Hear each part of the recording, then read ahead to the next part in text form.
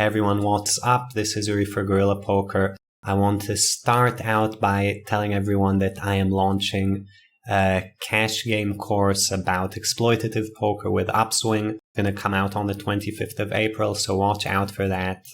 There's going to be a launch week with various bonuses involved. Really excited about it. For this video, I want to tell you guys I've actually been studying PLO, doing fairly well.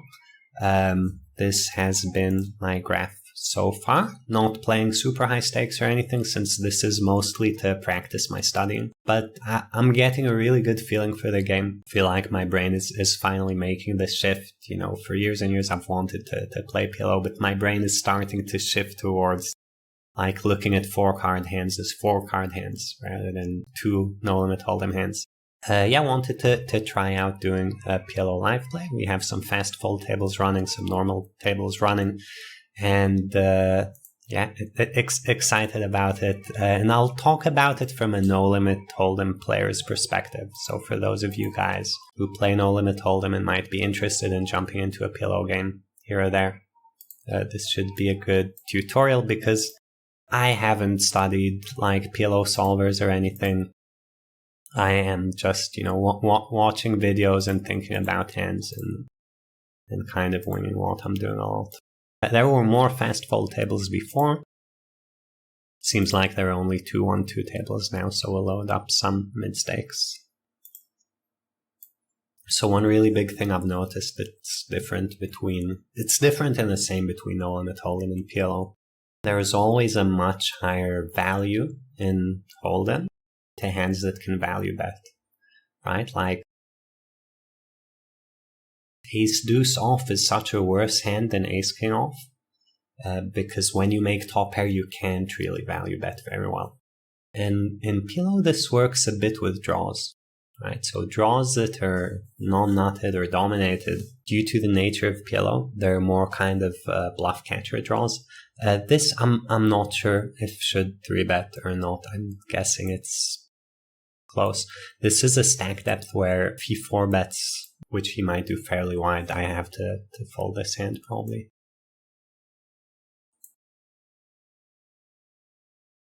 So yeah, it's very, very important when you look at your draws to think about something that draws to the nuts is a lot stronger than something that doesn't, and something that doesn't is not kind of a real draw.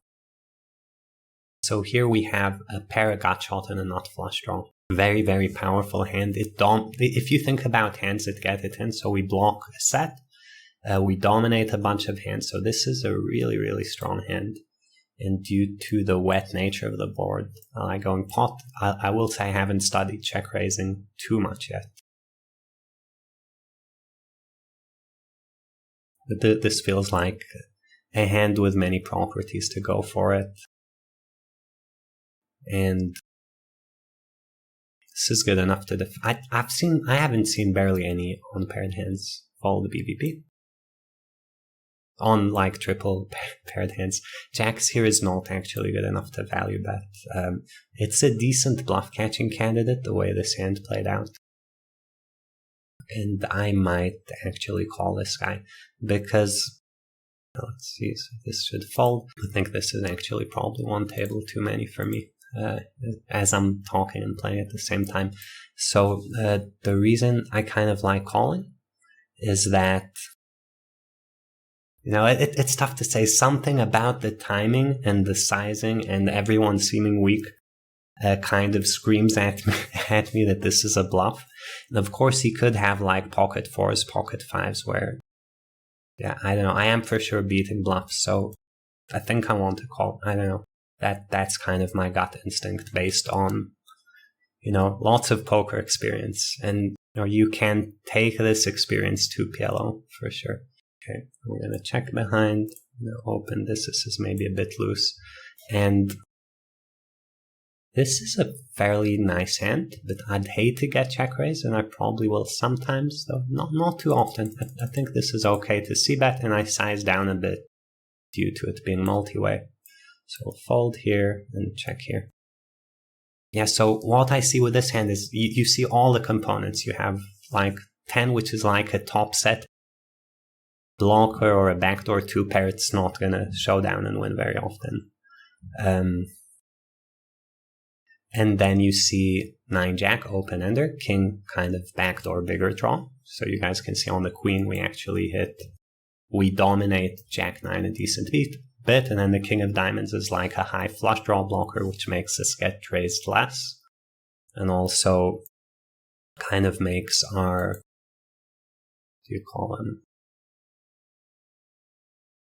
this should be enough. I think also makes our 2-pair out stronger. Like, you always want to think about which cards your 2-pair outs are on, because 10 is when you have a pair. And again, I'm speaking like a Hold'em player, but this is how I perceive these spots. So when I have a pair, I think about it a lot like, how do you say, 9 out draw to 2-pair and a 2 out draw to trips. So which 2-pair I have is like, how good is my pair? How good is my 10? Is it 10 deuce 4? That's terrible. 10 ace king, that's great. But this hand should mostly try to show down, probably. And here's also a really cool concept I've seen happen in PLO. So this guy could pot the turn, but he didn't. Look how wet the board is. So queen 5 should just be a call here always.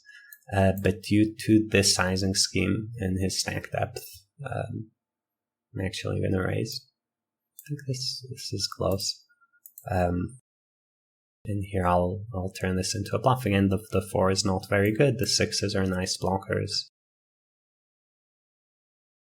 So this, in my eyes, is just a strong indication he has a 1-pair hand, or a weak 2-pair, or a weak draw, or one of those types of things. Here, fire the river with the blockers. And here I want to bluff. No, here I have an 8, so I'll check. And yeah, I think just fire the river when I have no showdown and, turned clubs. So very likely hand for him calling is clubs plus something. I need to hope he doesn't have ace deuce or something like that. Min raise is kind of funny. So he's saying he has 6-7. Here we'll check down, and here, given it's multi-way, I still range check. So I'm not going to rebluff this ever. So just fold. And here we have a middle pair, double nut gutter, flush draw, backdoor flush draw, really big hand, so I think we just stack off with this SPR. And I'm not in love with him potting, but that doesn't mean he doesn't have it usually means he doesn't have a folding range, but not always. So you guys can see he has top 2, I have 1 pair, and I'm 70% favorite with such a huge draw.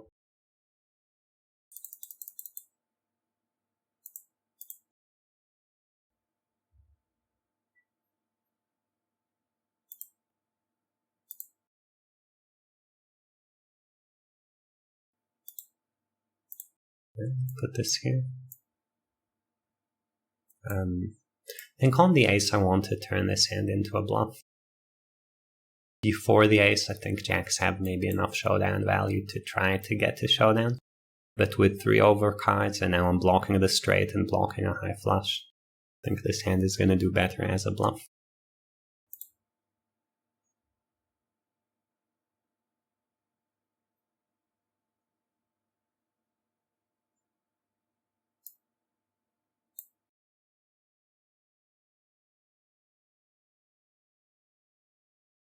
And here, from what I've seen, kind of high pairs in PLO, they're not as good as high pairs in Hold'em, but they're still fairly good.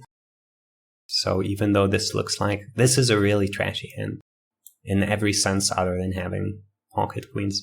And when I look at King 10-7 deuce, I'm also like, like this is a really trashy hand. I don't want to open it.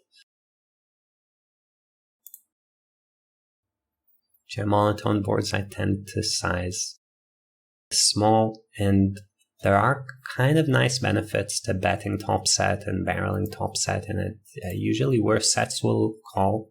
Sometimes straights or straight draws will fold, and maybe sometimes a low flush will fold.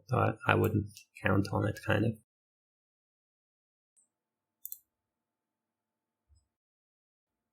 But yeah, you could get someone to potentially fold like an ace-3 there. So sets on monotone boards have nice betting effects. Here, I like to go half pot on call these lockdown boards in PLO because there is a onboard straight or onboard flush. And then this hand seems extremely powerful for this kind of board. And the question would be, I mean, due to having the queen mostly. I'm not sure it's enough to 3-bet because maybe he's check-raising blockers and then I want to just call and let him keep firing. It's not like I'm pushing a ton of equity, right? I'm pushing a bit of equity if he has naked 10-9. I'm not sure naked 10-9 would even raise a lot. And here we turned, it's on the flush card, but queen 10 does get there for us. He checks, so I'm definitely shoving this. If I were him with 10-9, I wouldn't be in love with this spot for calling.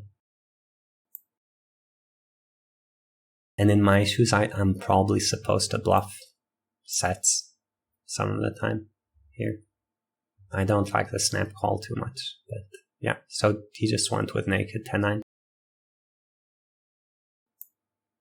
Which I think you're not supposed to do very often. I think the way it works is that you want to have a bit of a better hand. This is a funny thing for a Hold'em player to say, but a bit of a better hand in the nuts to check raise here. Because, it's just the nuts. You're just going to be chopping a lot when all the money goes in. Like, why not? You need to slow play some 10-9 hands and fast play some 10-9 hands, right? So why not fast play the ones that are more like mine, where you're actually pushing equity against the other guy? Yeah, this hand could go either way. I'll check back. Probably call this, but this feels very marginal. Not very good at playing 50 deep, for sure. And here, I really don't want to get check raised, but I don't think I will get check raised very often, especially if I pot. So I'll pot. Like a good reason to check this back would be that it's pretty disastrous to get check raised, but I have a feeling, again, this is just the feeling I'm developing as I'm playing PLO, that people would lead straights a lot there, way more than they should. It's a funny bet size. So you should have a raising range versus a size. I'm not terribly interested in keeping the other guy in when I have this, so I don't need to raise big, because the main reason to raise is to prevent him from cold calling really cheaply with like a jack 10 or a low club hand, and this already does that. Right, like, because if he calls, the other guy could shove. And now when I raise and he pots it back, this is like queens or king queen for value, presumably. I don't expect to see too many bluffs here, so I kind of just want to fold because I'm drawing dead against some of those hands. I don't know if he'd pot king queen specifically, but maybe. I don't know. Not the biggest fan of that spot in my shoes. Okay, so here we're 3-way. Don't think this hand has enough going on to justify a bet.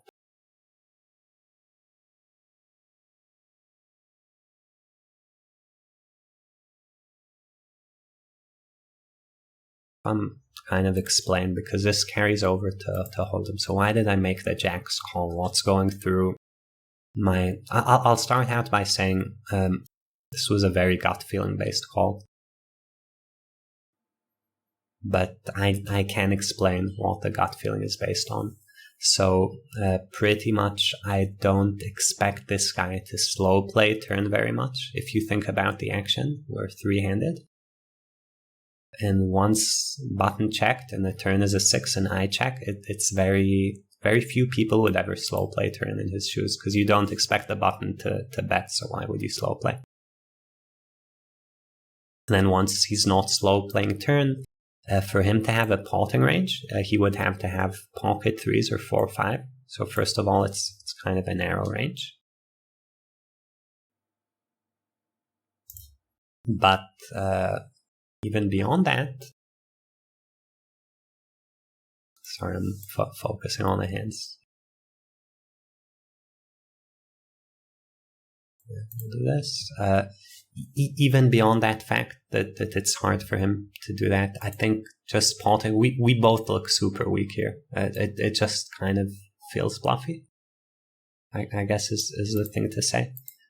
So here I haven't studied textures enough to know whether this is like, do I range bet small? Do I split my ranges or whatever? So I'm just going with something that makes sense, right? We have a double gutter here.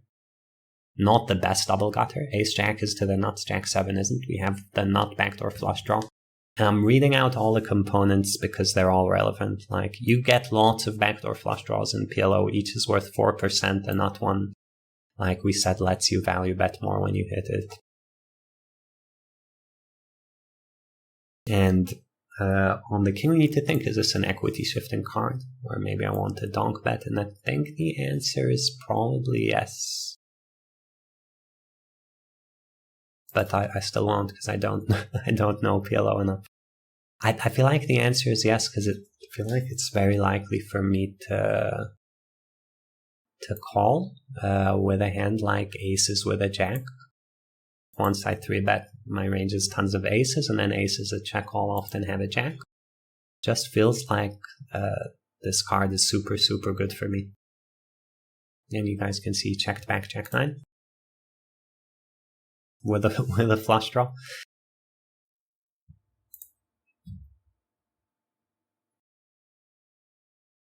This hand is nice, but the deuce is making it a lot worse than it could be.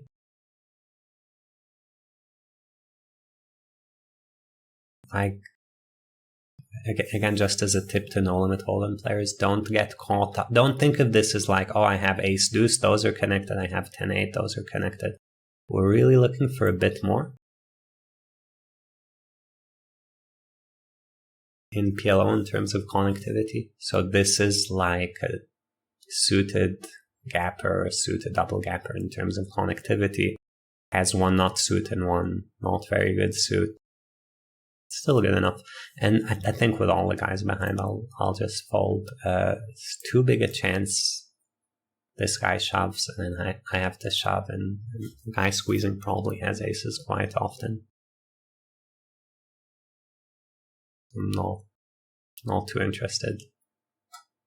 This hand it's not a good hand, right? It's just not a very good hand.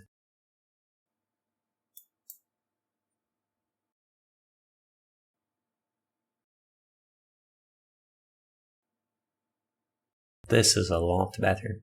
So even though no not suit, I would prefer to have this hand. And here we're 3-way.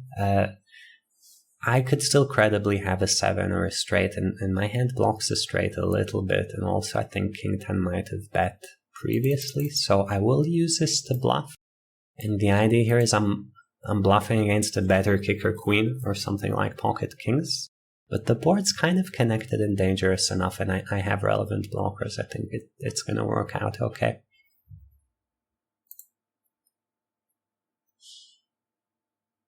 So relative hand value is very, very different than we're used to them being.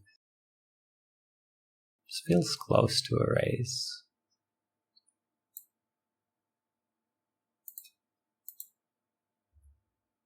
Okay, and here 3-way. So the way I'm thinking about 3-bet pots in PLO is always, what would my aces do? And I think 3-way most of my aces would check. Heads up, I might, I'd probably range bet this board, but I don't think I really want to 3-way. And now that the turn is a jack and everyone checked, I do think this is exactly the hand I'm thinking of when making my bet sizing strategy. I think the hand's strong enough to throw in a small bet. I think there's a decent chance people would have bet some of their jacks. Once I get called, I could throw in like a last bet like this, or just check the river. Like those are the options in my eyes, and this is to get a call from kings or something silly that doesn't want to fold. Not like he's betting those hands himself.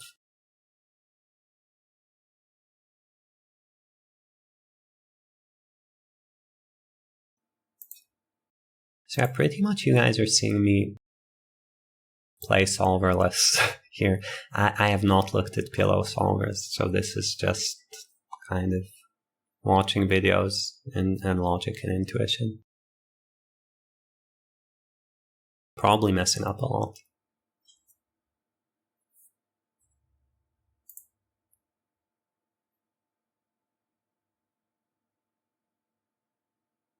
But I feel like kind of my edge is that I've studied Hold'em so much with solvers.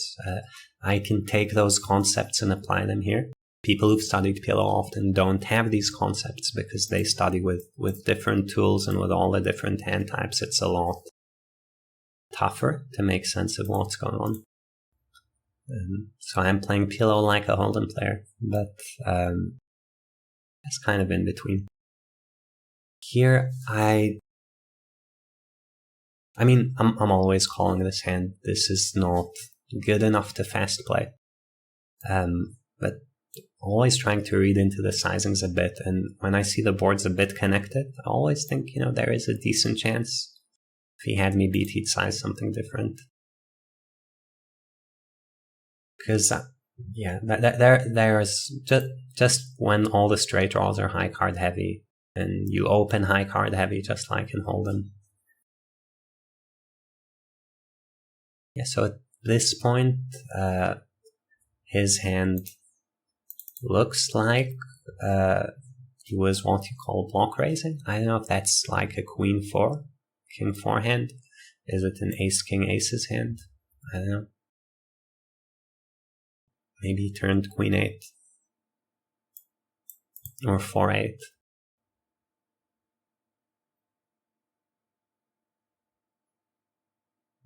Here, I want to not get check raised with this hand too much. Well, low SPR. I'll just try to see which cards roll off. And again, this is kind of a bet. It's kind of a bet sizing tell. What he's doing. So I think I just go with my hand.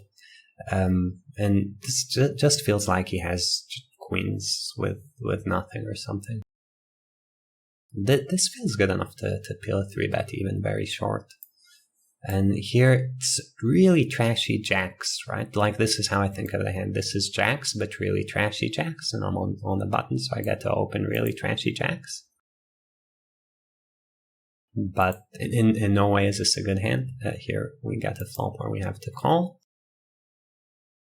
And, okay. So here, again, what would disconnected aces do? I think that's something and not too big.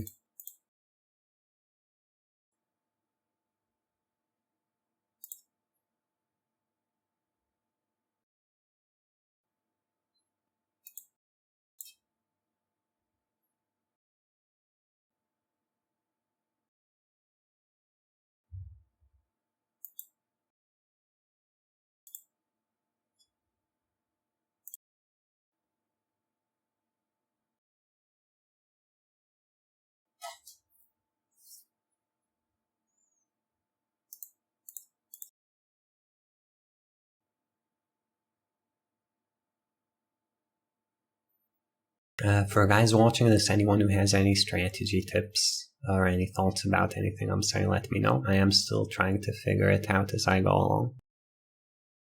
But yeah, it's really refreshing thinking about a new game, for sure. And at some point, I'll start looking into PLO solvers as well. Just want to get a really good feel for the game before I do that. Funny, before the action was so fast, now it's a bit slow, but I guess that's poker. Here, And when he checks back with this SPR, so we could make a bit of a soul read here that he doesn't have a jack or better, and then my nines are probably the best hand, funny enough. So just protection bet the nines. And not believing this?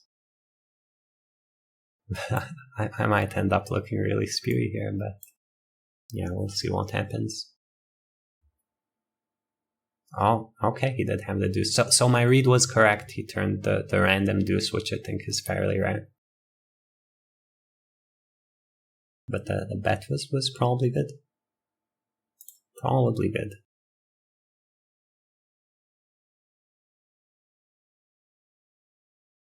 Yeah, let's play until the next big blind.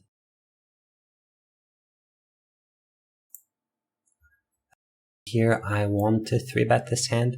We're at kind of a sensitive SPR because it's an ISO where if he 4-bets it's lots of money, but this hand just does fine against most hands that stack off, so I'm not too worried about it.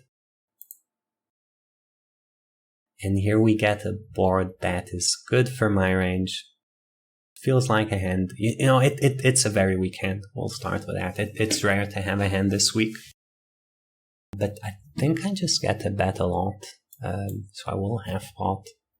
Still has something going on. For like, if I didn't have the 6, I probably wouldn't bet. But yeah, maybe this is spirit. I'm not sure. I'm not sure. But the board is just so good for my range. That's always going to be a thing when you're making betting decisions. You have to, like, imagine what it feels like to be the other guy, right, on this board. Facing a bet, and he's holding something like King 10-9 deuce, right? Or King 10-9 8. It's kind of scary. It's a scary board. So that's what I feel that lets me make bets like this.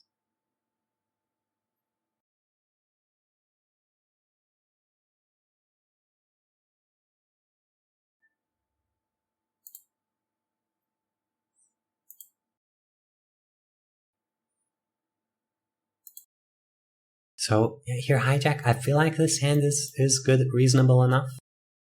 And if you think of it as a hold'em hand, having 3 high cards is kind of, think of this hand like a king jack off in hold'em. Right? Like if I had 4 high cards, it would be more like an ace queen, ace king. I have 3 high cards, it's more like a king jack off. If I had them with good suits, maybe it would be king jack suited. That's kind of how I'm thinking about it. Right, and if it were ace king 5-4, that would not be king jack off. That would be like I don't know, ace 5 off or something. So here you always need to think a bit about positions as well, and how you're doing against various ranges. So, you know, king 5 is a fairly strong hand. But what's he going to have to make this stamp 3-way? People generally don't bluff too much. Flop 3-way. So I think I will just... I guess the nice thing about ace of spades is he can't have the nut flush draw, so he can't have pair and an overcard. I still feel like just calling is going to have to be better here. The hand, I'm not sure it's pushing enough equity when he bets that big 3-way to merit a check raise. And now I just have all the blockers, right? I have the king, the 5, and the ace of spades.